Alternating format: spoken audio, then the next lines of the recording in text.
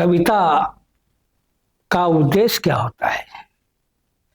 कविता राष्ट्र और समाज के लिए योगदान क्या करती है?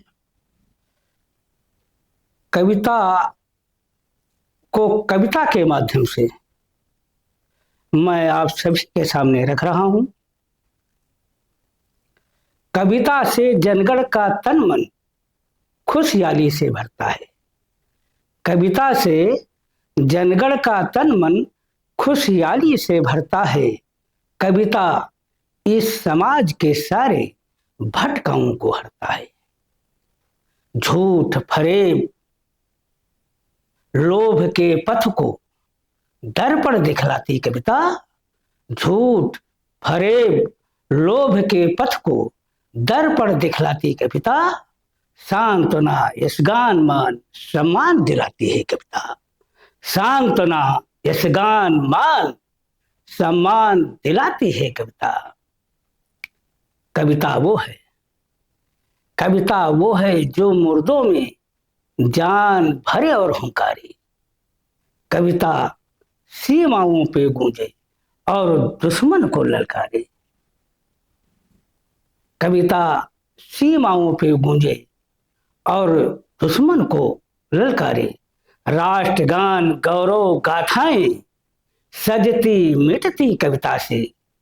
मिलन जुदाई अलंकार रस की तस्वीरें कविता से। मिलन जुदाई अलंकार रस की तस्वीरें कविता से। बड़े बड़े तख्ते पलटाकर कविता का उद्देश्य क्या है उसके बारे में कहना चाहता हूं। बड़े बड़े तख्ते पलटाकर राजा रंक बनाती कविता। जब जब वतन पथों पे भटका सही राह दिखलाती कविता। जब जब वतन पथों पे भटका सही राह दिखलाती कविता। और कविता का उद्देश्य जागरण करना है जन के जीवन को। कविता का उद्देश्य जागरण करना है जन के जीवन को। सत्य धर्म कर्मों की निष्ठा बतलाना है जन जीवन को। सत्य धर्म कर्मों की निष्ठा बतलाना है जन जीवन को। और सच को सच झूठे को झूठा। सच को सच झूठे को झूठा कविता का है धर्म दिखाना। इस समाज की नैतिकता को बुरी नजर से सदा बचाना।